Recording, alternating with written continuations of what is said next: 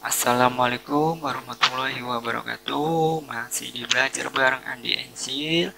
Tetap semangat untuk belajar bahasa Indonesia kali ini dengan materi unsur-unsur teks biografi.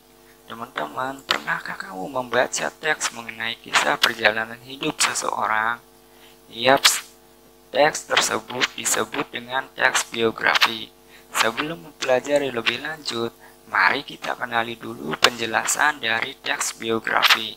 Teks biografi adalah teks yang berisikan tentang cerita suatu tokoh dalam mengarungi kehidupannya, baik berupa masalahnya ataupun kelebihannya, yang ditulis oleh seseorang agar tokoh tersebut dapat diteladani oleh orang banyak. Selain biografi, terdapat pula teks autobiografi. Autobiografi merupakan suatu riwayat hidup yang ditulis sendiri oleh tokoh tersebut. Untuk itu, antara biografi dan autobiografi sangat berbeda. Perbedaan tersebut dapat ditinjau dari penulisannya. Apakah riwayat tersebut ditulis sendiri atau ada orang lain yang menulisnya?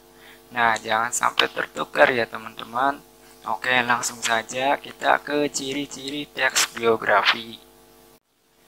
Untuk ciri yang pertama yaitu biografi dibuat berdasarkan informasi fakta serta disajikan dalam bentuk narasi.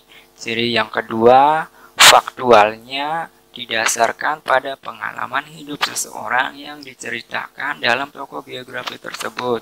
Ciri yang ketiga, pengalaman hidup seseorang tokoh dalam menghadapi masalah-masalah yang dihadapinya, sehingga dapat menjadi seseorang yang sukses sampai sekarang dapat dijadikan teladan bagi orang lain yang membacanya.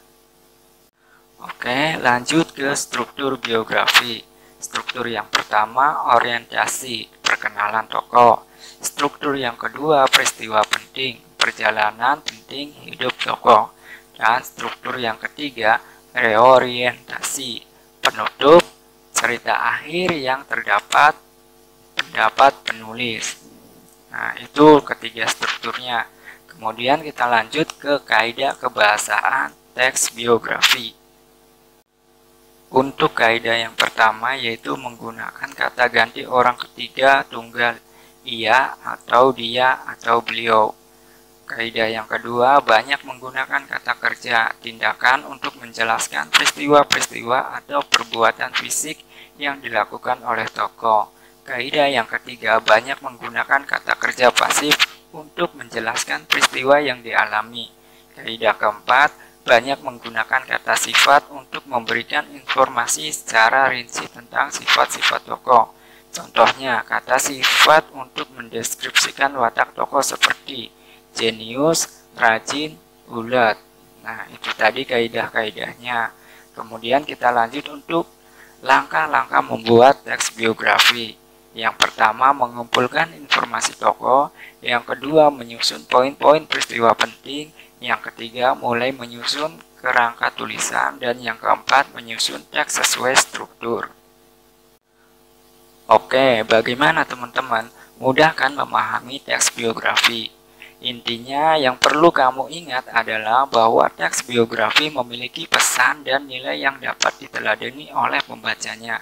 Sama seperti belajar, kalian juga harus memahami konsepnya agar semakin paham. Apabila ada yang ingin ditanyakan, silakan tulis di kolom komentar.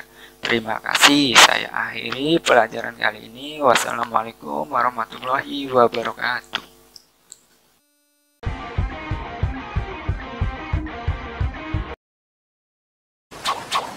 口寄せの術